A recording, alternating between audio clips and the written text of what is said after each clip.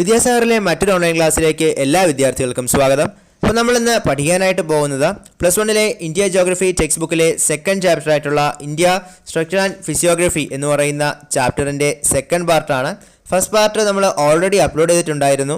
അതിൽ നമ്മൾ പഠിച്ചത് ഫിസിയോഗ്രഫി എന്ന് പറയുന്നത് എന്താണ്, അതുപോലെ തന്നെ ഫിസിയോഗ്രഫിക്കലി ഇന്ത്യയെ എത്രയായിട്ട് നമുക്ക് കാറ്റഗറൈസ് ചെയ്യാം. അതിലെ ഫസ്റ്റ് കാറ്റഗറി ആയിട്ടുള്ള north and north eastern mountain, പിന്നെ അതിൻ്റെ സബ് കാറ്റഗറീസ് ആണ് നമ്മൾ ആ ഒരു ഫസ്റ്റ് പാർട്ടിൽ നോക്കിയത്. അപ്പോൾ അത് കാണാത്തവരാണെങ്കിൽ ദയവായിട്ട് അത് കണ്ടതിന് ശേഷം മാത്രം ഈ വീഡിയോ കാണുക. അപ്പോൾ നിങ്ങൾക്കത് പൂർണ്ണമായിട്ട് മനസ്സിലാക്കുവാനായിട്ട് സാധിക്കുകയുള്ളൂ. അപ്പോൾ നമുക്ക് ഇന്ന് പഠിക്കാനായിട്ട് പോകുന്നത് നോർത്ത് ആൻഡ് നോർത്ത് ഈസ്റ്റേൺ മൗണ്ടന് ശേഷമുള്ള മറ്റ് ഇന്ത്യയിലെ ഫിസിയോഗ്രാഫിക് പാർട്സ് ആണ്. അപ്പോൾ നമ്മളിന്ന് പഠിക്കാൻ പോകുന്ന ഫസ്റ്റ് പോർഷൻ എന്ന് പറയുന്നത് നോർത്തേൺ പ്ലെയിൻ, അതായത് ഉത്തരമഹാസമതലം. Northern Plain is formed by the alluvial deposit brought by the river Indus, Ganges and Brahmaputra. അപ്പോൾ ഉത്തരമഹാസമതലം അഥവാ നോർത്തേൺ പ്ലെയിൻ എന്ന് പറയുന്നത് അലൂവിയൽ ഡെപ്പോസിറ്റ്സ് കൊണ്ട് വളരെ റിച്ച് ആയിട്ടുള്ള ഒരു ഏരിയയാണ്, അതായത് ഫലഭൂയിഷ്ടമായ മണ്ണാണ്. എവിടെയുള്ള ഒരു സവിശേഷത എന്ന് പറയുന്നത് നോർത്തേൺ പ്ലെയിൻ അഥവാ ഉത്തരമഹാസമുദ്രത്തിലെ ഒരു സവിശേഷത എന്ന് പറയുന്നത്. അപ്പോൾ ഈ ഫലഭൂയിഷ്ടമായ മണ്ണ് ഈ ഉത്തരമഹാസമുദ്രത്തിൽ ഉണ്ടാകുന്നതിനുള്ള കാരണം ഇൻഡസ്, ഗാഞ്ചസ്, ബ്രഹ്മപുത്ര, അതായത് സിന്ധു, ഗംഗ, ബ്രഹ്മപുത്ര നദികളിൽ നിന്നുള്ള അലൂവിയൽ ഡെപ്പോസിറ്റ്സ് ആണ്. അപ്പോൾ ഈ നദികളിൽ നിന്നെല്ലാമുള്ള അലൂവിയൽ ഡെപ്പോസിറ്റ്സ് കൊണ്ട് വളരെയധികം ഫെർട്ടൈൽ ആയിട്ടുള്ള ഏരിയയാണ് നോർത്തേൺ പ്ലെയിൻ എന്ന് പറയുന്നത്. ഇത് വളരെയധികം ഫെർട്ടൈൽ ആയതുകൊണ്ട് തന്നെ ഡിഫറെൻറ്റ് ടൈപ്പ് ഓഫ് ക്രോപ്സ് എവിടെ വളരുന്നു?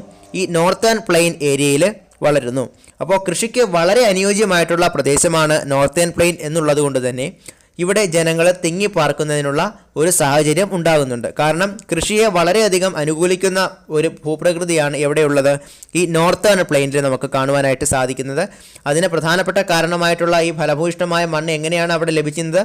അത് സിന്ധു, ഗംഗ, ബ്രഹ്മപുത്ര നദികളുടെ അലൂവിയൽ ഡെപ്പോസിറ്റ്സ് കൊണ്ടാണ് സംഭവിക്കുന്നത്. നോർത്തേൺ പ്ലെയിൻ്റെ ലെങ്ത് എന്ന് പറയുന്നത് 3200 kilometres from east to west ആണ്. അപ്പോൾ കിഴക്ക് നിന്നും പടിഞ്ഞാറ് വരെ 3200 കിലോമീറ്റർ ലെങ്ത് ആണ് ഏതിനുള്ളത്? നമ്മുടെ ഈ പറഞ്ഞ ഉത്തരമഹാസമതലം അഥവാ നോർത്തേൺ പ്ലെയിനിന് ഉള്ളത്. അതുപോലെ തന്നെ അതിൻ്റെ വിഡ്ത്ത് എന്ന് പറയുന്നത് 150 to 300 കിലോമീറ്റേഴ്സ് ആണ് അതിൻ്റെ വിഡ്ത്ത് എന്ന് പറയുന്നത്. അപ്പോൾ ലെങ്ത് എത്രയാണ്? ലെങ്ത് 3200 കിലോമീറ്റേഴ്സ് ആണ് ലെങ്ത് എന്ന് പറയുന്നത്. ഏത് ഡയറക്ഷൻ തൊട്ട് ഏത് ഡയറക്ഷൻ വരെയാണ്? ഈസ്റ്റ് മുതൽ വെസ്റ്റ് വരെ. അപ്പോൾ east to west 3200 kilometres length ഏതിനുണ്ട്? നോർത്തേൺ പ്ലെയിനിനുണ്ട്. അതോടൊപ്പം തന്നെ 150 to 300 കിലോമീറ്റേഴ്സ് വിഡ്ത്തും ഏതിനുണ്ട്? നോർത്തേൺ പ്ലെയിനിനുണ്ട്. ഇനി ഡെപ്തിൻ്റെ കേസ് നോക്കുകയാണെങ്കിൽ നോർത്തേൺ പ്ലെയിൻ 1000 to 2000 കിലോമീറ്റേഴ്സ് ഡെപ്തും ആർക്കുണ്ട്? നോർത്തേൺ പ്ലെയിനിലുണ്ട്. അപ്പോൾ നോർത്തേൺ പ്ലെയിൻ എന്ന് പറയുന്നത് എന്താണ്? നോർത്തേൺ പ്ലെയിൻ എന്ന് പറയുന്നത് സിന്ധു, ഗംഗ, ബ്രഹ്മപുത്ര നദികളുടെ അലൂവിയൽ ഡെപ്പോസിഷൻ കൊണ്ട് രൂപപ്പെട്ട പ്രദേശമാണ്. വളരെ ഫെർട്ടൈൽ സോയിൽ ആയതുകൊണ്ട് തന്നെ വെറൈറ്റി ഓഫ് ക്രോപ്സ് കൾട്ടിവേറ്റ് ചെയ്യുന്നതിന് ഫേവറബിൾ ആയിട്ടുള്ള ഒരു ഏരിയയാണ് നോർത്തേൺ പ്ലെയിൻ. അപ്പോൾ കൃഷിക്ക് വളരെ അനുയോജ്യമായതുകൊണ്ട് തന്നെ ജനങ്ങൾ ഈ ഒരു പ്രദേശത്ത് എന്ത് ചെയ്യുന്നു? തിങ്ങിപ്പാർക്കുന്നു. വളരെ ഡെൻസ്ലി പോപ്പുലേറ്റഡ് ആയിട്ടുള്ള ഏരിയ ആണെന്ന് പറഞ്ഞു. അതുപോലെ തന്നെ നോർത്തേൺ പ്ലെയിൻ്റെ ലെങ്ത് നമ്മൾ ചെക്ക് ചെയ്തു. എത്രയായിരുന്നു? 3200 കിലോമീറ്റേഴ്സ് ആയിരുന്നു ഫ്രം ഈസ്റ്റ് ടു വെസ്റ്റ്. ഏതിൻ്റെ ഒരു എക്സ്റ്റൻഷൻ എന്ന് പറയുന്നത്? ലെങ്തിൻ്റെ കേസിൽ നോർത്തേൺ പ്ലെയിൻ്റെ എക്സ്റ്റൻഷൻ എന്ന് പറയുന്നത്. ഇനി നമ്മൾ ആ വിഡ്ത്ത് ഒന്ന് ചെക്ക് ചെയ്തു. വിഡ്ത്ത് എത്രയായിരുന്നു? 150 to 300 കിലോമീറ്റേഴ്സ് വിഡ്ത്ത് ആയിരുന്നു ഏതിനുള്ളത്? നോർത്തേൺ പ്ലെയിനിനുള്ളത്. അതുപോലെ നമ്മൾ ഡെപ്ത് ഒന്ന് ചെക്ക് ചെയ്തപ്പോൾ എത്രയായിരുന്നു? 1000 to 2000 കിലോമീറ്റേഴ്സ് ആയിരുന്നു നോർത്തേൺ പ്ലെയിനിൻ്റെ എന്തെന്ന് പറയുന്നത്? ഡെപ്ത് എന്ന് പറയുന്നത്. അതുപോലെ തന്നെ നോർത്തേൺ പ്ലെയിനിൽ നമുക്ക് കാണാവുന്ന മറ്റൊരു സവിശേഷതയാണ് ഡെൽറ്റാസിൻ്റെ ഫോർമേഷൻ. ഡെൽറ്റ എന്ന് പറയുന്നത് ഒരു ഗ്രീക്ക് ലെറ്റർ ആണ്. അതായത് ത്രികോണമാണ് അതിൻ്റെ ഒരു സൂചിപ്പിക്കുന്നതെന്ന് പറയുന്നത് ഡെൽറ്റ. അപ്പോൾ ഡെൽറ്റ എന്ന് പറയുന്നത് ആ ത്രികോണ രീതിയിലുള്ള ഒരു ലാൻഡ് ഫോർമേഷനാണ് ഡെൽറ്റ എന്ന് പറയുന്നത്. അത് ഫോം ചെയ്യുന്നത് റിവറിൻ്റെ മൗത്തിലായിട്ടായിരിക്കും എന്ത് ഫോം ചെയ്യുക? ഡെൽറ്റാസ് ഫോം ചെയ്യുക. അപ്പോൾ അങ്ങനെ രൂപപ്പെട്ടിട്ടുള്ള ഒരു പ്രധാനപ്പെട്ട ഡെൽറ്റയാണ് സുന്ദർബൻസ് ഡെൽറ്റ എന്ന് പറയുന്നത്. അപ്പോൾ സുന്ദർബൻസ് ഡെൽറ്റ എന്ന് പറയുന്നത് നമുക്ക് എവിടെ കാണുവാനായിട്ട് സാധിക്കും? ഈ നോർത്തേൺ പ്ലെയിൻ അഥവാ ഉത്തരമഹാസമുദ്രത്തിൽ നമുക്ക് കാണുവാനായിട്ട് സാധിക്കും. അപ്പോൾ മൗത്ത് ഓഫ് റിവറിൽ ഫോം ചെയ്യുന്ന ഡെൽറ്റ എന്ന് പറയുന്ന ആ ഒരു ലാൻഡ് ഫോം എവിടെയുണ്ട്? നോർത്തേൺ പ്ലെയിനിലുണ്ട്. അതിനൊരു എക്സാമ്പിൾ നമുക്ക് ഏത് പറയാനായിട്ട് സാധിക്കും? സുന്ദർബൻസ് ഡെൽറ്റയാണ് അതിനൊരു എക്സാമ്പിളായിട്ട് നമുക്ക് പറയുവാനായിട്ട് സാധിക്കുന്നത്. ഡെൽറ്റ കൂടാതെ തന്നെ മറ്റ് പ്രധാനപ്പെട്ട ഫിസിയോഗ്രാഫിക് ഫീച്ചേഴ്സ് നമുക്ക് എവിടെ കാണുവാൻ സാധിക്കും? നോർത്തേൺ പ്ലെയിനിൽ നമുക്ക് കാണുവാനായിട്ട് സാധിക്കും. അത് ഏതൊക്കെയാണെന്ന് നോക്കാം. ഒന്ന് oxbow lake, sand bars, meanders, braided channels, riverine islands. അപ്പോൾ പ്രധാനപ്പെട്ട ഫിസിയോഗ്രാഫിക് ഫീച്ചേഴ്സ് ഏതൊക്കെയാണ്? സാൻഡ് ബാർസ് ഉണ്ട്, സാൻഡ് ബാർ ഉണ്ട്, മിയാൻഡേഴ്സ് ഉണ്ട്, അതുപോലെ തന്നെ ഓക്സ്ബോ ലേക്സ് ഉണ്ട്, ബ്രൈഡഡ് ചാനൽസ് ഉണ്ട്, അതുപോലെ തന്നെ റിവറൈൻ ഐലൻഡ്സ് ഉണ്ട്. Riverine islands, braided channels, oxbow lakes, meanders, അതുപോലെ തന്നെ സാൻഡ് ബാർസ്. ഇതൊക്കെയാണ് നോർത്തേൺ പ്ലെയിനിൽ നമുക്ക് കാണുവാൻ സാധിക്കുന്ന പ്രധാനപ്പെട്ട ഫിസിയോഗ്രാഫിക് ഫീച്ചേഴ്സ് എന്ന് പറയുന്നത്. നമുക്കിനി പ്രധാനമായിട്ട് നോർത്തേൺ പ്ലെയിനിൽ പഠിക്കാനുള്ളത്, നോർത്തേൺ പ്ലെയിനിലെ നമ്മൾ 3ആയിട്ട് തരംതിരിച്ച് വെച്ചിട്ടുണ്ട്. അതാണ് നമുക്കിനി പഠിക്കാനായിട്ടുള്ളത്. അത് ഏതൊക്കെയാണെന്ന് നമുക്ക് നോക്കാം. അതാണ് ഭാബർ, തറായ്, അതുപോലെ തന്നെ അലൂവിയൽ പ്ലെയിൻസ്. അപ്പോൾ ഏതൊക്കെയാണ് ആ 3 കാറ്റഗറൈസേഷൻസ് പറയുന്നത്? First category Bhabar, second category Terai, third category alluvial plains. Bhabar, Terai, alluvial plains എന്നിങ്ങനെ നോർത്തേൺ പ്ലെയിനെ നമ്മൾ 3ആയിട്ട് കാറ്റഗറൈസ് ചെയ്യുന്നു. നമുക്കപ്പോൾ ആദ്യം നോക്കാം ഭാബർ. അപ്പോൾ ഭാബർ എന്ന് പറയുന്നത് ഒരു നാരോ ബെൽറ്റ് ആണ്. അത് ഷിവാലിക് ഫുഡ് ഹിൽസിൽ തൊട്ടാണ് എന്ത് സ്റ്റാർട്ട് ചെയ്യുന്നത്? ഈ ഭാബർ എന്ന് പറയുന്ന ഈ ഒരു ഏരിയ സ്റ്റാർട്ട് ചെയ്യുന്നത്. ഇപ്പോൾ ഷിവാലിക് ഫുഡ് ഹിൽസ് തൊട്ട് സ്റ്റാർട്ട് ചെയ്യുന്ന ഒരു നാരോ ബെൽറ്റ് ആണ് ഭാബർ എന്ന് പറയുന്നത്. ഇതിൻ്റെ എക്സ്റ്റൻഷൻ നമ്മൾ നോക്കുകയാണെങ്കിൽ 8 to 10 കിലോമീറ്റേഴ്സ് വരെ ആയിരിക്കും. ഏതിൻ്റെ എക്സ്റ്റൻഷൻ എന്ന് പറയുന്നത്?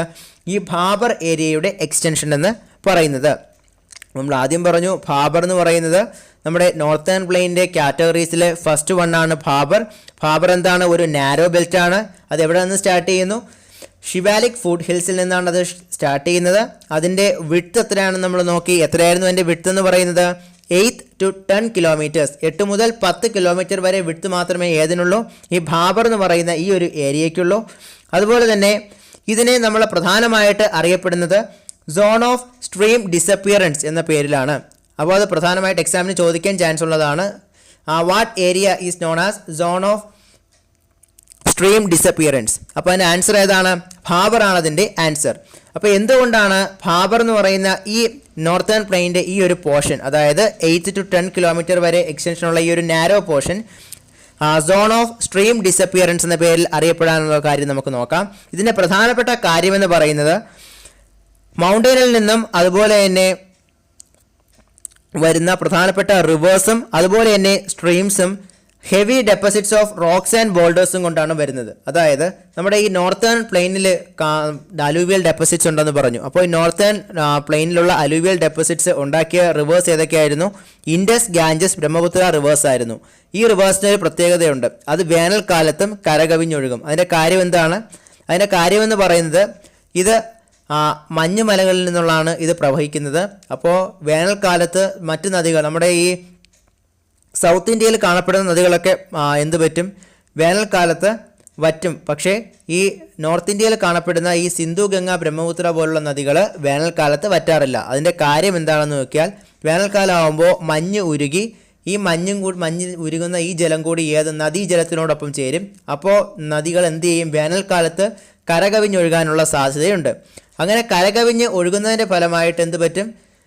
കൂടുതൽ അലൂവിയൽ ഡെപ്പോസിറ്റ്സ് ഏത് ഭാഗത്ത് വരും? ഈ നോർത്തേൺ പ്ലെയിനിൽ വരും. അപ്പോൾ ഈ അലൂവിയൽ ഡെപ്പോസിറ്റ്സ് മാത്രമല്ല കരകവിഞ്ഞൊഴുകുമ്പോഴത്തേക്കും അവർ റോക്സും അതുപോലെ തന്നെ ബോൾഡേഴ്സ്, അതായത് ഉരുളം കല്ലുകളും എല്ലാം എന്തിൻ്റെ കൂടെ വരാൻ ചാൻസ് ഉണ്ട്? ഇങ്ങനെ കരകവിഞ്ഞൊഴുകുന്ന ജലത്തിനൊപ്പം വരാൻ ചാൻസ് ഉണ്ട്. അങ്ങനെ റോക്സും ബോൾഡേഴ്സും എല്ലാം നദിയിലെ ഈ ജലത്തിനോടൊപ്പം വരുന്ന ഒരു പ്രദേശമാണ് ഈ നാരോ ബെൽറ്റ് ആയിട്ടുള്ള ഏത് ഏരിയ എന്ന് പറയുന്നത്? ഭാബർ എന്ന് പറയുന്ന ഈ ഒരു ഏരിയ. അതുകൊണ്ടാണ് ഈ സ്ഥലത്ത് വെച്ച് എന്ത് പറ്റുന്നത്? സ്ട്രീംസ് എല്ലാം ഡിസപ്പിയർ ചെയ്യുന്നത്. കാര്യം എന്താണ്? ബോൾഡേഴ്സും അതുപോലെ തന്നെ റോക്സിൻ്റെയും ഡെപ്പോസിഷൻ വരുന്നതുകൊണ്ട് ആ പ്രദേശത്ത് വെള്ളം എങ്ങനെയായിരിക്കും? അണ്ടർഗ്രൗണ്ടിലൂടെ ആയിരിക്കും പോകുന്നത്. കാരണം അതിൻ്റെ സർഫസ് എന്തായിരിക്കും? മൂടപ്പെട്ടിരിക്കും. പക്ഷേ അവിടുത്തെ ജലം എങ്ങനെ പോകും? അണ്ടർഗ്രൗണ്ടിലൂടെ പോകും. അതുകൊണ്ടാണ് ഈ നാരോ ബെൽറ്റ്, അതായത് 8 to 10 കിലോമീറ്റർ വരെ മാത്രം എക്സ്റ്റൻഷനുള്ള ഈ ഒരു നാരോ ബെൽറ്റ് ആയിട്ടുള്ള ഭാബർ ഏരിയയെ നമ്മൾ എന്തെന്ന് പറയുന്നത്? സോൺ ഓഫ് സ്ട്രീം ഡിസപ്പിയറൻസ് എന്ന് പറയുന്നത്. അതാണ് നമ്മുടെ ഫസ്റ്റ് പാർട്ടായിട്ടുള്ള ഭാബർ. ഇനി സെക്കൻഡ് കാറ്റഗറി നോക്കാം, തെറായ്. ഇപ്പോൾ തെറായ് എന്ന് പറയുന്നത് ഭാബറിൻ്റെ സൗത്തിലായിട്ട് ലൊക്കേറ്റ് ചെയ്തിരിക്കുന്നു. നമ്മൾ പറഞ്ഞു ഷിവാലിക് ഫുഡ് ഹിൽസിൻ്റെ ാണ് എന്ത് സ്റ്റാർട്ട് ചെയ്യുന്നതെന്ന് പറഞ്ഞു? ഭാബർ സ്റ്റാർട്ട് ചെയ്യുന്നതെന്ന് പറഞ്ഞു. ഈ ഭാബറിൻ്റെ സൗത്ത് തൊട്ടാണ് എന്ത് സ്റ്റാർട്ട് ചെയ്യുന്നത്? തെറായ് സ്റ്റാർട്ട് ചെയ്യുന്നത്. ഇതിൻ്റെ എക്സ്റ്റൻഷൻ എന്ന് പറയുന്നത് 10 കിലോമീറ്റേഴ്സ് ടു 20 കിലോമീറ്റേഴ്സ് വരെയാണ്. എന്തിൻ്റെ എക്സ്റ്റൻഷൻ എന്ന് പറയുന്നത്? ഈ തെറായ് ഏരിയയുടെ എക്സ്റ്റൻഷൻ എന്ന് പറയുന്നത് 10 to 20 കിലോമീറ്റേഴ്സ് വരെയാണ്. അതുപോലെ തന്നെ ഈ ഏരിയയെ അറിയപ്പെടുന്നത് zone of emergence of reverse എന്നാണ് ഇതിനെ പറയുന്നത്. അപ്പോൾ എന്തുകൊണ്ടായിരിക്കും ഇതിനെ zone of emergence of reverse എന്ന് പറയാനുള്ള കാര്യം? അതിൻ്റെ കാരണം എന്ന് പറയുന്നത് നമ്മൾ ഭാബറിൽ പറഞ്ഞ ആ ഡിസപ്പിയർ ചെയ്യുന്ന സ്ട്രീംസും റിവേഴ്സും എല്ലാം അപ്പിയർ ചെയ്യുന്നത് ഏത് ഏരിയയിൽ വെച്ചാണ്? ഈ തെറായ് ഏരിയയിൽ വെച്ചാണ്. അതുകൊണ്ട് തന്നെ ഈ തെറായ് ഏരിയയെ നമ്മൾ എന്തെന്ന് പറയുന്നു? Zone of emergence of reverse എന്ന് നമ്മൾ പറയുന്നു. അപ്പോൾ ഇവിടെ എന്തുണ്ട്? വളരെയധികം ജലാംശമുള്ള പ്രദേശമാണ്. അതോടൊപ്പം തന്നെ മാർഷിയായിട്ടും സ്വാമ്പിയായിട്ടുമുള്ള ഏരിയയാണ്. അതായത് ചതുപ്പ് നിറഞ്ഞ പ്രദേശമാണ് ഏത് ഏരിയ എന്ന് പറയുന്നത്? ഈ തെറായ് എന്ന് പറയുന്ന ഏരിയ. അപ്പോൾ തെറായ് എന്ന് പറയുന്നത് നമ്മുടെ ഭാബറിനേക്കാൾ അല്പം കൂടി വിഡ്ത്തുണ്ട്. അത് നമ്മൾ എത്രയാണെന്ന് പറഞ്ഞു? 10 to 20 കിലോമീറ്റേഴ്സ് വിഡ്ത്തുള്ള ഏരിയ ആണെന്ന് പറഞ്ഞു. അതുപോലെ തന്നെ ഭാബറിൻ്റെ സൗത്തിലായിട്ടാണ് തെറായ് ലൊക്കേറ്റ് ചെയ്യുന്നതെന്ന് പറഞ്ഞു. ഭാബർ എന്ന് പറയുന്നത് സോൺ ഓഫ് സ്ട്രീം ഡിസപ്പിയറൻസ് ആണെങ്കിൽ നമ്മുടെ തെറായ് എന്തെന്ന് പറയുന്നു? Zone of emergence of reverse ആണെന്ന് പറഞ്ഞു. അതോടൊപ്പം തന്നെ വളരെ മാർഷിയും സ്വാമ്പിയുമായിട്ടുള്ള ഏരിയയാണ് ഏതെന്ന് പറയുന്നത്? തെറായ് എന്ന് പറഞ്ഞു. അപ്പോൾ ഇതിൽ ലക്ഷറിയസ് ഗ്രോത്ത് ഓഫ് വെജിറ്റേഷന് സപ്പോർട്ട് ചെയ്യുന്ന ഒരു പ്രദേശം കൂടിയാണ് ഏതെന്ന് പറയുന്നത്? തെറായ്. കാര്യം എന്താണ്? അബണ്ടൻസ് ഓഫ് വാട്ടർ റിസോഴ്സ് ഉള്ളതുകൊണ്ട് തന്നെ നിരവധി തരത്തിലുള്ള വിളകളും അതുപോലെ തന്നെ സസ്യജാലങ്ങളെയും നമുക്ക് ഏത് ഏരിയയിൽ കാണുവാനായിട്ട് സാധിക്കും? ഈ തെറായ് ഏരിയയിൽ കാണുവാനായിട്ട് സാധിക്കും. ഇനി നമുക്ക് പഠിക്കാനുള്ളത് തേർഡ് കാറ്റഗറിയാണ്. അതാണ് അലൂവിയൽ ഡെപ്പോസിറ്റ്സ്. അപ്പോൾ നമ്മൾ ആദ്യം പറഞ്ഞു ഭാബർ, രണ്ടാമത് പഠിച്ചു തെറായ്, ഇനി മൂന്നാമത് പഠിക്കാൻ പോകുന്നു അലൂവിയൽ ഡെപ്പോസിറ്റ്സ്. അലൂവിയൽ ഡെപ്പോസിറ്റ്സ് എന്ന് പറയുന്ന ഈ പോർഷന് 2 കാറ്റഗറീസ് ഉണ്ട്. ഫസ്റ്റ് വൺ ഭാങ്കർ, രണ്ടാമത്തേത് ഖാഡർ. അപ്പോൾ ഏതൊക്കെയാണ്? ഫസ്റ്റ് കാറ്റഗറി ഏതാണ്? ഭാങ്കർ, രണ്ടാമത്തേത് ഖാഡർ. അപ്പോൾ ഭാങ്കറും ഖാഡറും തമ്മിലൊരു ചെറിയ വ്യത്യാസം മാത്രമേ ഉള്ളൂ. ഭാങ്കർ എന്ന് പറയുന്നത് ഓൾഡ് അലൂവിയൽ ഡെപ്പോസിറ്റ് ആണ്. അതായത് മുൻകാലങ്ങളിൽ ഉണ്ടായി വന്ന അലൂവിയൽ ഡെപ്പോസിറ്റ് ആണ് എന്ന് പറയുന്നത് ഭാങ്കർ എന്ന് പറയുന്നത്. ഖാഡർ ആവുമ്പോൾ ന്യൂവർ അലൂവിയൽ ഡെപ്പോസിറ്റ്, പുതുതായിട്ടുണ്ടായി വന്ന അലൂവിയൽ ഡെപ്പോസിറ്റ്സിനെ നമ്മൾ എന്തെന്ന് പറയും? ഖാഡർ എന്ന് പറയും. അപ്പോൾ അതാണ് അവ തമ്മിലുള്ള വ്യത്യാസം. ഏതൊക്കെ തമ്മിലുള്ള വ്യത്യാസം? ഭാങ്കറും അതുപോലെ തന്നെ ഖാഡറും തമ്മിലുള്ള വ്യത്യാസം എന്ന് പറയുന്നത് എന്താണ്? ഭാങ്കർ എന്ന് പറയുന്നത് ഓൾഡർ അലൂവിയൽ ഡെപ്പോസിറ്റ് ആണെങ്കിൽ ന്യൂവർ അലൂവിയൽ ഡെപ്പോസിറ്റ്സിന് നമ്മൾ എന്തെന്ന് പറയും? ഖാഡർ എന്ന പേരിൽ പറയും. അപ്പോൾ പ്രധാനമായിട്ട് നോർത്തേൺ പ്ലെയിനെ 3ആയിട്ട് തിരിക്കാം. ഏതൊക്കെയായിരുന്നു? ഭാബർ, തെറായ്, അതുപോലെ തന്നെ അലൂവിയൽ ഡെപ്പോസിറ്റ്സ്. ഈ അലൂവിയൽ ഡെപ്പോസിറ്റ്സിന് 2 സബ് കാറ്റഗറീസ് ഉണ്ട്. ഏതൊക്കെയാണത്? ഒന്ന് ഭാങ്കർ, രണ്ടാമത്തേത് ഖഡാർ. അപ്പോൾ ഭാങ്കർ എന്ന് പറയുന്നത് എന്താണ്? ഭാങ്കർ എന്ന് പറയുന്നത് ഓൾഡ് അലൂവിയൽ ഡെപ്പോസിറ്റ്സ് ആണ്. ഖാഡർ എന്ന് പറയുന്നതോ ന്യൂവർ ആയിട്ടുള്ള അലൂവിയൽ ഡെപ്പോസിറ്റ്സ് ആണ്. അപ്പോൾ അതാണ് നമുക്ക് എന്തിനെ പറ്റി പഠിക്കുന്നത്? നോർത്തേൺ പ്ലെയിനിനെ പറ്റി നമ്മൾ പഠിക്കുന്നത്. ഇനി നമുക്ക് അടുത്ത് പഠിക്കാനുള്ള ഫിസിയോഗ്രാഫിക് കാറ്റഗറിയാണ് പെനിൻസുലാർ പ്ലേറ്റോ അഥവാ ഉപദ്വീപീയ പീഠഭൂമി.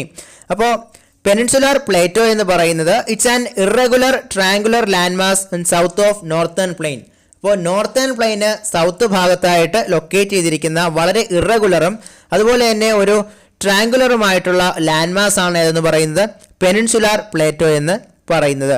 അതുപോലെ തന്നെ വളരെ ഓൾഡസ്റ്റ് ആയിട്ടുള്ളതും സ്റ്റേബിൾ ആയിട്ടുള്ളതുമായിട്ടുള്ള ലാൻഡ് മാസും ഏത് തന്നെയാണ്? പെനിൻസുലാർ പ്ലേറ്റോ തന്നെയാണ്. അപ്പോൾ പെനിൻസുലാർ പ്ലേറ്റോ എന്ന് പറയുന്നത് വളരെ ഓൾഡ് ആൻഡ് സ്റ്റേബിൾ ആണ്. അതോടൊപ്പം തന്നെ ഇറഗുലർ ആണ്. അതോടൊപ്പം ട്രയാങ്കുലർ ആയിട്ടുള്ള ഒരു ലാൻഡ് മാസ് ആണ് ഏതെന്ന് പറയുന്നത് തേർഡ് ഫിസിയോഗ്രാഫിക് കാറ്റഗറി ആയിട്ടുള്ള പെനിൻസുലാർ പ്ലേറ്റോ എന്ന് പറയുന്നത്. പെനിൻസുലാർ പ്ലേറ്റോ അതോടൊപ്പം തന്നെ മിനറൽസിൻ്റെ ഒരു റിച്ച് സോഴ്സ് ആയിട്ടും കണക്കാക്കുന്നുണ്ട്. കാരണം വളരെ റെയർ ആയിട്ടുള്ള പല മിനറൽസും നമുക്ക് ഏത് ഭാഗത്ത് കാണുവാനായിട്ട് സാധിക്കും അല്ലെങ്കിൽ ലൊക്കേറ്റ് ചെയ്യാനായിട്ട് സാധിക്കും? ഈ പെനിൻസുലാർ പ്ലേറ്റോ റീജിയനിൽ നമുക്ക് ലൊക്കേറ്റ് ചെയ്യാനായിട്ട് സാധിക്കും. അതുകൊണ്ട് തന്നെ മൈനിങ് ആക്ടിവിറ്റീസും ഒക്കെ കൂടുതലായിട്ട് നടക്കുന്നതും ഏത് ഏരിയയിൽ തന്നെയാണ്? ഈ പെനിൻസുലാർ പ്ലേറ്റോയിലെ ഭാഗങ്ങളിൽ മൈനിങ് വളരെയധികം നടക്കുന്നുണ്ട്. കാരണം റിച്ച് സോഴ്സ് ഓഫ് മിനറൽസ് ആണ് എവിടെയുള്ളത്? ഈ പെനിൻസുലാർ പ്ലേറ്റോ റീജിയനിൽ ഉള്ളത്. ഇനി ഇതിൻ്റെ ആവറേജ് എലിവേഷൻ എത്രയാണെന്ന് നോക്കാം. അപ്പോൾ സീ ലെവലിൽ നിന്നും 600 to 900 മീറ്റേഴ്സ് എക്സ്റ്റൻഷൻ ആണ് ഏതിനുള്ളത്? ഈ പെനിൻസുലാർ പ്ലേറ്റോ എന്ന് പറയുന്ന ഈ ഒരു സബ് കാറ്റഗറി അല്ലെങ്കിൽ ഈ ഒരു ഫിസിയോഗ്രാഫിക് കാറ്റഗറിക്ക് ഉള്ളത്. അപ്പോൾ സീ ലെവലിൽ നിന്നും ഇതിൻ്റെ എലിവേഷൻ എത്രയാണ്? 600 to 900 മീറ്റർ എലിവേഷൻ ആണ്, ആവറേജ് എലിവേഷൻ ആണ് ഏതിനുള്ളത്? ഈ പെനിൻസുലാർ പ്ലേറ്റോ കാറ്റഗറിക്ക് ഉള്ളത്. ഇതിൻ്റെ ബൗണ്ടറീസ് എവിടം തൊട്ട് എവിടം വരെയാണെന്ന് നമ്മൾ നോക്കുകയാണെങ്കിൽ നോർത്ത് വെസ്റ്റ് റീജിയൻ ആകുമ്പോഴത്തേക്കും അത് ഡൽഹി റിഡ്ജ് ആണ്. അപ്പോൾ ഡൽഹി റിഡ്ജ് ആണ് അതിൻ്റെ നോർത്ത് വെസ്റ്റ് എന്ന് പറയുന്നത്. ഈസ്റ്റ് റേഞ്ച് ആകുമ്പോഴത്തേക്കും രാജ്മഹൽ ഹിൽസ് ആണ് ഈസ്റ്റിൽ, വെസ്റ്റിലാകുമ്പോഴത്തേക്കും ഗിർ റേഞ്ച് ആണ് വെസ്റ്റ്, സൗത്ത് എന്ന് പറഞ്ഞാൽ കാടമം ഹിൽസ് ആണ് അതിൻ്റെ സൗത്ത്. അപ്പോൾ ഏതൊക്കെയാണെന്ന് നോക്കാം. നോർത്ത് വെസ്റ്റ് ഭാഗത്ത് ഏതാണ്? നോർത്ത് വെസ്റ്റ് ഭാഗത്തുള്ളത് ഡൽഹി റിഡ്ജ് ആണ്, ഡൽഹി റിഡ്ജ് ആണ് നോർത്ത് വെസ്റ്റ്. ഈസ്റ്റിൽ ഏതാണ്? രാജ്മഹലാണ് ഈസ്റ്റിൽ. വെസ്റ്റ് നോക്കിയാൽ ഗിർ റേഞ്ച് ആണ്. ഗിർ വനം നമുക്കറിയാം, ഗുജറാത്തിലെ ഗിർ വനം എന്തിനു ഫേമസ് ആണ്? സിംഹങ്ങളുള്ള സാഗരമാണ് എന്ന് പറയുന്നത് ഗിർ വനം എന്ന് പറയുന്നത്. അപ്പോൾ ഗിർ റേഞ്ച് ആണ് വെസ്റ്റിൽ. ഏതിൻ്റെ വെസ്റ്റിൽ? നമ്മുടെ ഈ പെനിൻസുലാർ പ്ലേറ്റോയുടെ വെസ്റ്റ് ബൗണ്ടറി എന്ന് പറയുന്നത് ഗിർ റേഞ്ച് ആണ്. സൗത്ത് ബൗണ്ടറി എന്ന് പറയുന്നത് ഏതാണ്? കാടമം ഹിൽസ് ആണ്. അപ്പോൾ ഇത് പ്രധാനമായിട്ടും നിരവധി പാറ്റ്ലാൻഡ്സും പ്ലേറ്റോസും കൊണ്ടാണ് ഏത് ഫോം ചെയ്തിരിക്കുന്നത്? നമ്മുടെ ഈ പെനിൻസുലാർ പ്ലേറ്റോ എന്ന് പറയുന്നത്. അപ്പോൾ പേരിൽ തന്നെ ഉണ്ട്, നിരവധി പ്ലേറ്റോസിൻ്റെ ഒരു കോമ്പിനേഷനാണ് ഏതെന്ന് പറയുന്നത്? പെനിൻസുലാർ പ്ലേറ്റോ എന്ന് പറയുന്നത്. അപ്പോൾ അത് ഏതൊക്കെ പ്ലേറ്റോസ് ചേരുമ്പോഴാണ് ഈ പെനിൻസുലാർ പ്ലേറ്റോ ഫോം ചെയ്യുന്നത് നമുക്ക് നോക്കാം. അപ്പോൾ അതിൽ പ്രധാനമായിട്ട് നമുക്ക് പറയേണ്ട പ്ലേറ്റോസ് ആണ് ഹസാരി ബാഗ് പ്ലേറ്റോ, അതുപോലെ തന്നെ Palamau plateau, Ranchi plateau, Malwa plateau, അതുപോലെ കോയമ്പത്തൂർ പ്ലേറ്റോ, കർണാടക പ്ലേറ്റോ. അപ്പോൾ ഏതൊക്കെ പ്ലേറ്റോസ് ചേർന്നാണ് പെനിൻസുലാർ പ്ലേറ്റോ ഫോം ചെയ്തിരിക്കുന്നത് നോക്കാം. അപ്പോൾ ഏതൊക്കെയായിരുന്നു അത്? Hazaribagh plateau, Palamau plateau, Ranchi plateau, Malwa plateau, Coimbatore plateau, അതുപോലെ തന്നെ Karnataka plateau. Karnataka plateau, Coimbatore plateau, Malwa plateau, Ranchi plateau, Palamau plateau, അതുപോലെ തന്നെ ഹസാരി ബാഗ് പ്ലേറ്റോ. അപ്പോൾ ഇത്രയും പ്ലേറ്റോസിൻ്റെ ഒരു കോമ്പിനേഷനാണ് ഏതെന്ന് പറയുന്നത്? നമ്മൾ പറയുന്ന പെനിൻസുലാർ പ്ലേറ്റോസ് എന്ന് പറയുന്നത്. അപ്പോൾ ഇവിടെ കാണപ്പെടുന്ന പ്രധാനപ്പെട്ട ഫിസിയോഗ്രാഫിക് ഫീച്ചേഴ്സ് ഏതൊക്കെയാണെന്ന് നോക്കിയാൽ ടോൾസ് ഉണ്ട്, റിഫ്റ്റ് വാലീസ് ഉണ്ട്, അതുപോലെ തന്നെ സ്പൾസ് ഉണ്ട്. അപ്പോൾ ഇതിൽ തന്നെ റിഫ്റ്റ് വാലീസ് ആണ് പെനിൻസുലാർ പ്ലേറ്റോയുടെ ഒരു ക്ലാസിക് ആയിട്ടുള്ള ഒരു സിമ്പിളായിട്ട് നമ്മൾ പറയുന്നത്. ഏതാണ്? റിഫ്റ്റ് വാലീസ് ആണ്. റിഫ്റ്റ് വാലി കൂടാതെ ഏതൊക്കെ തന്നെ ഉണ്ട്? സ്പൾസ് ഉണ്ട്, ടോൾസ് ഉണ്ട്. ഇപ്പോൾ ടോൾസ്, സ്പൾസ്, റിഫ്റ്റ് വാലീസ് ഇതൊക്കെ നമുക്ക് ഏത് റീജിയനിൽ കാണാൻ സാധിക്കുന്ന ഫിസിയോഗ്രാഫിക് ഫീച്ചേഴ്സ് ആണ്? പെനിൻസുലാർ പ്ലേറ്റോ റീജിയനിൽ നമുക്ക് കാണുവാനായിട്ട് അല്ലെങ്കിൽ ലൊക്കേറ്റ് ചെയ്യുവാനായിട്ട് സാധിക്കുന്ന പ്രധാനപ്പെട്ട ഫിസിയോഗ്രാഫിക് ഫീച്ചേഴ്സ് ആണ് ടോൾസ്, റിഫ്റ്റ് വാലീസ്, അതുപോലെ തന്നെ സ്പൾസ്. അപ്പോൾ നമ്മൾ കുറച്ച് മുമ്പ് നോർത്തേൺ പ്ലെയിനെ പഠിച്ചപ്പോൾ നമ്മൾ പ്രധാനമായിട്ട് പറഞ്ഞ ഫിസിയോഗ്രാഫിക് ഫീച്ചേഴ്സ് ഏതൊക്കെയായിരുന്നു? നമ്മൾ സാൻഡ് ബാർസിൻ്റെ കേസ് പറഞ്ഞു, ഓക്സ്ബോ ലേക്സ് പറഞ്ഞു, അതുപോലെ തന്നെ ബ്രൈഡഡ് ചാനൽസ് പറഞ്ഞു, മിയാൻഡേഴ്സ് പറഞ്ഞു, അതുപോലെ റിവർ ലൈൻ ഐലൻഡ്സിൻ്റെ കേസ് നമ്മൾ പറഞ്ഞു. പിന്നെ ഡെൽറ്റയുണ്ട്. അതിൻ്റെ എക്സാമ്പിളായിട്ട് നമ്മൾ നോർത്തേൺ പ്ലെയിനിൽ ഏതാ പറഞ്ഞ്? സുന്ദർബൻ ഡെൽറ്റയാണ് പറഞ്ഞത്. എന്നാൽ നമ്മൾ പെനിൻസുലാർ പ്ലേറ്റോ നോക്കുമ്പോൾ അവിടെയുള്ള ഫിസിയോഗ്രാഫിക് ഫീച്ചേഴ്സ് ഏതൊക്കെയാണ്? ടോറുണ്ട്, റിഫ്റ്റ് വാലീസ് ഉണ്ട്, അതുപോലെ തന്നെ സ്പൾസ് ഉണ്ട്. നമ്മൾ നോർത്തേൺ പ്ലെയിനെ മൂന്നായിട്ട് കാറ്റഗറൈസ് ചെയ്തു. ഏതൊക്കെയായിരുന്നു? Bhabar, Terai, alluvial deposits. അതുപോലെ തന്നെ നമ്മൾ പെനിൻസുലാർ പ്ലേറ്റോയെയും മൂന്നായിട്ട് കാറ്റഗറൈസ് ചെയ്യും. അത് ഏതൊക്കെയാണെന്ന് നോക്കാം. First one Deccan plateau, second one the central highlands, third one north eastern plateau. അപ്പോൾ ഏതൊക്കെയാണ് നമ്മുടെ പെനിൻസുലാർ പ്ലേറ്റോയുടെ കാറ്റഗറീസ് എന്ന് പറയുന്നത്? ഫസ്റ്റ് വൺ ഏതാണ്? Deccan plateau, second one central highlands, third one north eastern plateau. അപ്പോൾ ഫസ്റ്റ് വൺ നോക്കാം, Deccan plateau. Deccan plateau lies south of river Narmada. അപ്പോൾ നർമ്മദ നദിയുടെ സൗത്ത് റീജിയനായിട്ടാണ് ഏത് ലൊക്കേറ്റ് ചെയ്യുന്നത്? ഡെക്കാൻ പ്ലേറ്റോ ലൊക്കേറ്റ് ചെയ്യുന്നത്. അതുപോലെ തന്നെ ഇതിൻ്റെ വെസ്റ്റ് സൈഡിൽ വെസ്റ്റേൺ ഗട്ട്സും അതുപോലെ തന്നെ ഈസ്റ്റ് സൈഡിൽ ഈസ്റ്റേൺ ഗട്ട്സുമാണുള്ളത്. അതുപോലെ സത്പുര, മൈക്കല, മഹാഡിയോ റേഞ്ചസ് ആണ് ഇതിൻ്റെ നോർത്തിൽ ലൊക്കേറ്റ് ചെയ്തിരിക്കുന്നത്. അപ്പോൾ ഏതെന്താണ് നമ്മൾ പറഞ്ഞത്? ഡെക്കാൻ പ്ലേറ്റോയുടെ കേസിൽ ഡെക്കാൻ പ്ലേറ്റോ എന്ന് പറയുന്നത് യമൻ്റെ സൗത്തിലായിട്ടാണ് നമ്മൾ കാണുന്നത്. നർമ്മദ നദിയുടെ സൗത്ത് റീജിയനിലാണ് ഡെക്കാൻ പ്ലേറ്റോ ലൊക്കേറ്റ് ചെയ്തിരിക്കുന്നത്. ഇതിൻ്റെ ബോർഡേഴ്സ് ചെക്ക് ചെയ്ത് നോക്കുമ്പോൾ വെസ്റ്റ് സൈഡിൽ ആരുണ്ട്? വെസ്റ്റ് സൈഡിൽ വെസ്റ്റേൺ ഗട്ട്സ് ഉണ്ട്. ഈസ്റ്റ് സൈഡിൽ ആരുണ്ട്? ഈസ്റ്റ് സൈഡിൽ ഈസ്റ്റേൺ ഗട്ട്സ് ഉണ്ട്. നോർത്ത് സൈഡിൽ നോക്കിയപ്പോൾ ആരൊക്കെയുണ്ട്? സത്പുര, അതുപോലെ തന്നെ മൈക്കല, മഹാഡിയോ റേഞ്ചസ് ഉണ്ട്. Satpura, Maikal, Mahadeo ranges in north, eastern Ghats in east and western Ghats in west ആയിട്ടാണ് എന്ത് ലൊക്കേറ്റ് ചെയ്തിരിക്കുന്നത്? നമ്മുടെ ഡെക്കാൻ പ്ലേറ്റോ ലൊക്കേറ്റ് ചെയ്തിരിക്കുന്നത്. അതുപോലെ തന്നെ നീൽഗിരി ഹിൽസിൽ വെച്ച് നമ്മുടെ വെസ്റ്റ് സൈഡിലുള്ള വെസ്റ്റേൺ ഗട്ട്സും അതുപോലെ തന്നെ ഈസ്റ്റ് സൈഡിലുള്ള ഈസ്റ്റേൺ ഗട്ട്സും എന്ത് ചെയ്യും? പരസ്പരം മീറ്റ് ചെയ്യും. ഒന്നുകൂടെ പറയാം, നമ്മുടെ പെനിൻസുലാർ പ്ലേറ്റോയ്ക്ക് മൂന്ന് കാറ്റഗറീസ് ഏതൊക്കെയാണ്? Deccan Plato, central Highlands, north eastern Plato. അതിൽ ഫസ്റ്റ് കാറ്റഗറി ആയിട്ട് നമ്മൾ എന്ത് പറഞ്ഞു? ഡെക്കാൻ പ്ലേറ്റോ പറഞ്ഞു. ഡെക്കാൻ പ്ലേറ്റോ എന്ന് പറയുന്നത് നർമ്മദ നദിയുടെ സൗത്തിലായിട്ടാണ് ലൊക്കേറ്റ് ചെയ്യുന്നതെന്ന് പറഞ്ഞു. അതുപോലെ തന്നെ ഡെക്കാൻ പ്ലേറ്റോയുടെ വെസ്റ്റ് സൈഡിൽ ആരുണ്ട്? വെസ്റ്റേൺ ഗട്ട്സ് ഉണ്ട്. ഈസ്റ്റ് സൈഡിൽ ആരുണ്ട്? ഈസ്റ്റേൺ ഗട്ട്സ് ഉണ്ട്. അതുപോലെ തന്നെ നോർത്ത് സൈഡിൽ ഏതൊക്കെയുണ്ട്?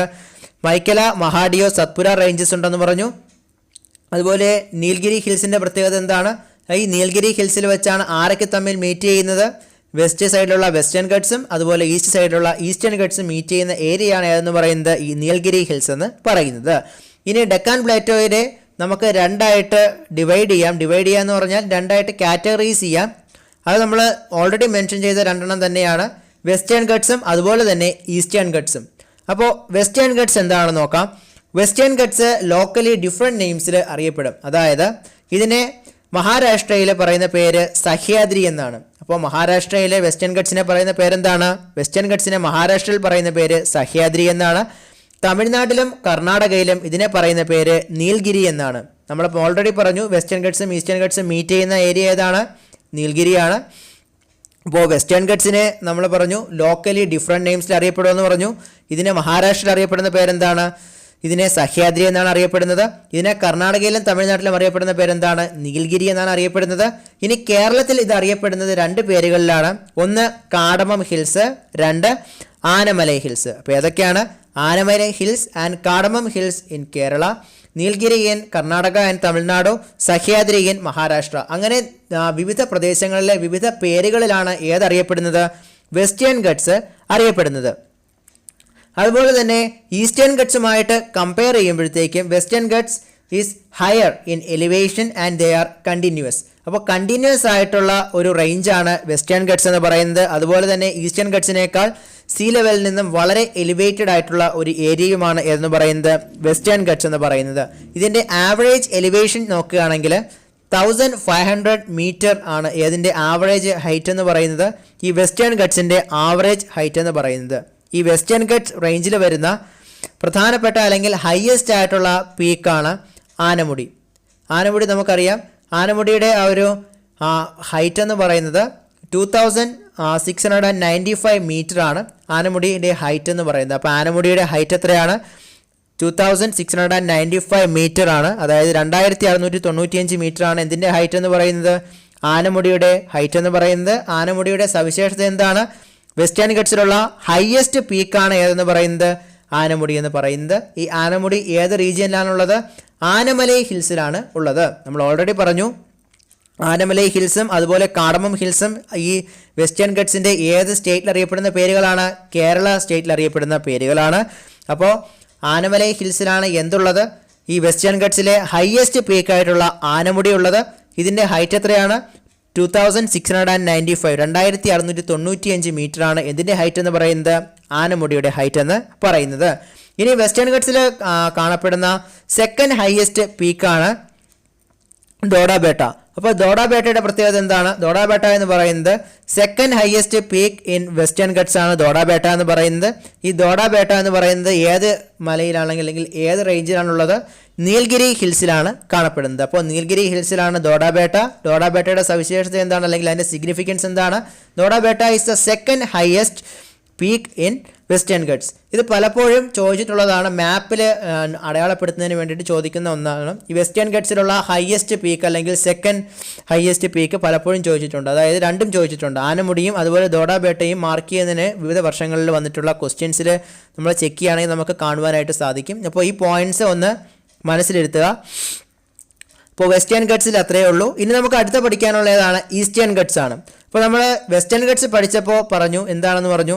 വെസ്റ്റേൺ ഗട്ട്സ് ഈസ്റ്റേൺ ഗട്ട്സിനെ അപേക്ഷിച്ച് വളരെ എലിവേറ്റഡും കണ്ടിന്യൂസുമായിട്ടുള്ള റേഞ്ചാണെന്ന് പറഞ്ഞു. അപ്പോൾ അതിന് നമുക്ക് എന്ത് മനസ്സിലാക്കാം? ഈസ്റ്റേൺ ഗട്ട്സ് കണ്ടിന്യൂസ് ആണോ? അല്ല, പിന്നെ ഡിസ്കണ്ടിന്യൂസ് ആണ് ഈസ്റ്റേൺ ഗട്ട്സ്. അതുപോലെ തന്നെ കമ്പയറബിളി വെസ്റ്റേൺ ഗട്ട്സിനേക്കാൾ ലോവർ എലിവേഷൻ ആണ് ഏതിനുള്ളത്? ഈസ്റ്റേൺ ഗട്ട്സിന് ഉള്ളത്. ഇവിടുത്തെ പ്രധാനപ്പെട്ട റേഞ്ചസ് ഏതൊക്കെയാണെന്ന് നോക്കിയാൽ ജാവഡി ഹിൽസ്, അതുപോലെ തന്നെ പാൽക്കൊണ്ട റേഞ്ച്, നല്ലമലൈ ഹിൽസ്, മഹേന്ദ്രഗിരി, ഇതൊക്കെയാണ് നമ്മുടെ ഈസ്റ്റേൺ ഗട്ട്സിലുള്ള പ്രധാനപ്പെട്ട റേഞ്ചസ് എന്ന് പറയുന്നത്. അപ്പോൾ ഈസ്റ്റേൺ ഗട്ട്സിൽ കാണപ്പെടുന്ന പ്രധാനപ്പെട്ട റേഞ്ചസ് ഏതൊക്കെയാണ്? ജാവഡി ഹിൽസ് ഉണ്ട്, അതുപോലെ പാൽക്കൊണ്ട റേഞ്ച് ഉണ്ട്, നല്ലമലൈ ഹിൽസ് ഉണ്ട്, അതുപോലെ തന്നെ മഹേന്ദ്രഗിരി ഉണ്ട്. മഹേന്ദ്രഗിരി, നല്ലമലൈ ഹിൽസ്, പാൽക്കൊണ്ട റേഞ്ച്, ജാവഡി ഹിൽസ്, ഇതൊക്കെ ഏത് ഭാഗത്ത് കാണപ്പെടുന്ന പ്രധാനപ്പെട്ട റേഞ്ചസ് ആണ്? ഈസ്റ്റേൺ ഗട്ട്സിൽ കാണപ്പെടുന്ന പ്രധാനപ്പെട്ട റേഞ്ചസ് ആണ് ജാവഡി ഹിൽസ്, പാൽക്കൊണ്ട റേഞ്ച്, നല്ലമലൈ ഹിൽസ്, അതുപോലെ തന്നെ Mahendragiri. Highest peak in eastern Ghats is Mahendragiri. അപ്പോൾ മഹേന്ദ്രഗിരിക്ക് മറ്റൊരു സവിശേഷത കൂടിയുണ്ട്. അത് എന്താണ്? ഈസ്റ്റേൺ ഗാട്സിലുള്ള ഹയസ്റ്റ് പീക്ക് എന്ന് പറയുന്നത് ഏതാണ്? അത് മഹേന്ദ്രഗിരിയാണ്.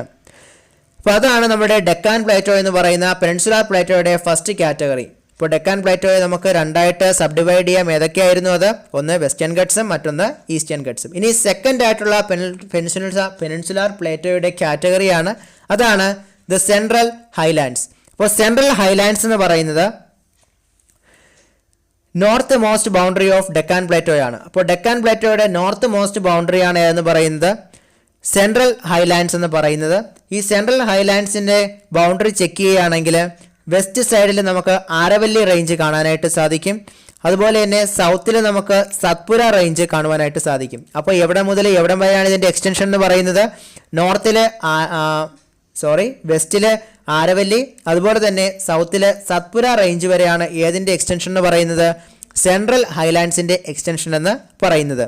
അപ്പോൾ ഡെക്കാൻ പ്ലേറ്റോയുടെ നോർത്ത് പോർഷനാണ് എന്ന് പറയുന്നത് സെൻട്രൽ ഹൈലാൻഡ്സ് എന്ന് പറയുന്നത്. അതുപോലെ തന്നെ ഈ സെൻട്രൽ ഹൈലാൻഡ്സിൻ്റെ വെസ്റ്റ് സൈഡിൽ ആരാണുള്ളത്? ആരവല്ലി റേഞ്ചസ് ആണുള്ളത്. അതുപോലെ തന്നെ അതിൻ്റെ സൗത്ത് സൈഡിൽ ആരാണുള്ളത്?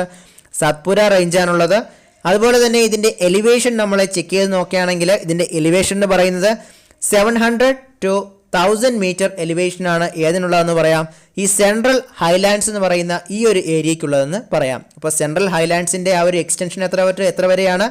700 to 1000 മീറ്റർ വരെ എക്സ്റ്റൻഷനിലാണ് ആര് കാണപ്പെടുന്നത്? സെൻട്രൽ ഹൈലാൻഡ്സ് കാണപ്പെടുന്നത്. അതുപോലെ തന്നെ ഇതിൻ്റെ ഈസ്റ്റേൺ എക്സ്റ്റൻഷൻ എന്ന് പറയുന്നത് ഛോട്ടാ നാഗ്പൂർ പ്ലേറ്റോ വരെയുണ്ട്. ഓക്കെ, അപ്പോൾ നമുക്ക് ഒന്നുകൂടെ നോക്കാം. സെൻട്രൽ ഹൈലാൻഡ്സ് എന്ന് പറയുന്നത് ഡെക്കാൻ പ്ലേറ്റോയുടെ നോർത്തേൺ മോസ്റ്റ് ബൗണ്ടറിയാണ്. അതുപോലെ തന്നെ ഇതിൻ്റെ വെസ്റ്റ് സൈഡിൽ ആരവല്ലി റേഞ്ചസ് ഉണ്ട്. ഇതിൻ്റെ സൗത്ത് സൈഡിൽ സത്പുര റേഞ്ചസ് ഉണ്ട്. ഇതിൻ്റെ ഈസ്റ്റ് സൈഡിൽ ആരുണ്ട്? ഛോട്ടാ നാഗ്പൂർ പ്ലേറ്റോയുണ്ട്. അതുപോലെ തന്നെ ഇതിൻ്റെ എക്സ്റ്റൻഷൻ എത്രയാണെന്ന് ചെക്ക് ചെയ്ത് നോക്കിയപ്പോൾ എത്ര വരെയായിരുന്നു? 700 മീറ്റർ to 1000 മീറ്റർ വരെയാണ് ഏതിൻ്റെ എക്സ്റ്റൻഷൻ എന്ന് പറയാം? സെൻട്രൽ ഹൈലാൻഡ്സിൻ്റെ എക്സ്റ്റൻഷൻ എന്ന് നമുക്ക് പറയുവാനായിട്ട് സാധിക്കും. ഇനി നമുക്ക് തേർഡ് ആൻഡ് ഫൈനൽ ആയിട്ടുള്ള കാറ്റഗറിയാണ് പെനിൻസുലാർ പ്ലേറ്റോയുടെ നോർത്ത് ഈസ്റ്റേൺ പ്ലേറ്റോ. അപ്പോൾ പേര് തന്നെയുണ്ട് നോർത്ത് ഈസ്റ്റേൺ. അപ്പോൾ നോർത്ത് ഈസ്റ്റ് ഡയറക്ഷൻ നമ്മൾ നോക്കിയാൽ നമുക്ക് ഈ നോർത്ത് ഈസ്റ്റേൺ പ്ലേറ്റോ മനസ്സിലാക്കുവാനായിട്ട് സാധിക്കും. ഈ നോർത്ത് ഈസ്റ്റേൺ പ്ലേറ്റോയെ മറ്റൊരു പേരിൽ കൂടി അറിയപ്പെടും, അതായത് മേഘാലയ കാർബി ആംഗ്ലോങ് പ്ലേറ്റോ. അപ്പോൾ ഏതാണ്?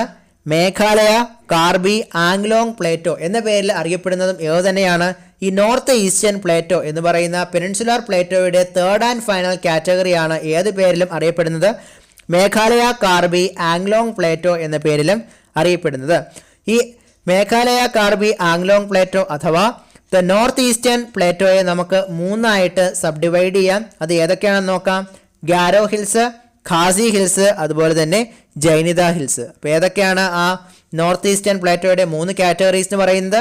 ഗാരോ ഹിൽസ് ഉണ്ട്, അതുപോലെ ഖാസി ഹിൽസ് ഉണ്ട്, അതുപോലെ ജൈനിത ഹിൽസ് ഉണ്ട്. Jaintia hills, Khasi hills, Garo hills, ഈ മൂന്ന് കാറ്റഗറീസ് അല്ലെങ്കിൽ ഈ മൂന്ന് സബ് കാറ്റഗറീസ് ഏതിൻ്റെയാണെന്ന് പറയാം? ഏത് മെയിൻ കാറ്റഗറിയുടെ സബ് കാറ്റഗറീസ് ആണിത്? നോർത്ത് ഈസ്റ്റേൺ പ്ലേറ്റോ എന്ന് പറയുന്ന പെനിൻസുലാർ പ്ലേറ്റോയുടെ തേർഡ് ആൻഡ് ഫൈനൽ സബ് കാറ്റഗറിയുടെ ഉള്ളിൽ വരുന്ന കാറ്റഗറീസ് ആണ് ഏതൊക്കെയെന്ന് പറയുന്നത്? ഗാരോ ഹിൽസ്, ഖാസി ഹിൽസ്, അതുപോലെ തന്നെ ജൈനിത ഹിൽസ്. ഇനി ഇതിൻ്റെ പ്രധാനപ്പെട്ട അല്ലെങ്കിൽ പെനിൻസുലാർ പ്ലേറ്റോയുടെ ഇമ്പോർട്ടൻ്റ് ആയിട്ടുള്ള ഫീച്ചേഴ്സ് നമുക്ക് ഒന്നുകൂടി റിവൈൻഡ് ചെയ്യാം. നമ്മൾ പറഞ്ഞു ഇത് വളരെ ഓൾഡർ ആയിട്ടുള്ള ഒരു ലാൻഡ് മാസ് ആണെന്ന് പറഞ്ഞു. ഇറഗുലർ ട്രയാങ്കുലർ ഫോമിലുള്ള ലാൻഡ് മാസ് ആണെന്ന് പറഞ്ഞു. ഇത് എന്തിന് ഫേമസ് ആണെന്ന് പറഞ്ഞു? മിനറൽസിന്, വളരെ റെയർ ആയിട്ടുള്ള പല മിനറൽസും ഏതിൽ കാണപ്പെടുന്നുണ്ടെന്ന് പറഞ്ഞു? നമ്മുടെ ഈ പെനിൻസുലാർ പ്ലേറ്റോ അഥവാ ഉപദ്വീപീയ പീഠഭൂമി പ്രദേശത്ത് കാണുവാൻ സാധിക്കുമെന്ന് നമ്മൾ പറഞ്ഞു. അതുപോലെ തന്നെ ഈ പെനിൻസുലാർ പ്ലേറ്റോ റീജിയനിലുള്ള ഫോറസ്റ്റ് എന്ന് പറയുന്നത് ടിമ്പറിൻ്റെ വളരെയധികം വാല്യുബിൾ ആയിട്ടുള്ള ഒരു സോഴ്സാണ്. അപ്പോൾ ഇവിടുത്തെ പെനിൻസുലാർ പ്ലേറ്റോയിലുള്ള ഫോറസ്റ്റ് എന്ന് പറയുന്നത് എന്തിന് ഫേമസ് ആണ്? അവിടുത്തെ ക്വാളിറ്റി ഓഫ് ടിമ്പറിന് വളരെയധികം ഫേമസ് ആയിട്ടുള്ള റീജിയനാണ് ഏതെന്ന് പറയാൻ കഴിയും? നമ്മുടെ ഈ പെനിൻസുലാർ പ്ലേറ്റോയെ നമുക്ക് പറയുവാനായിട്ട് സാധിക്കും.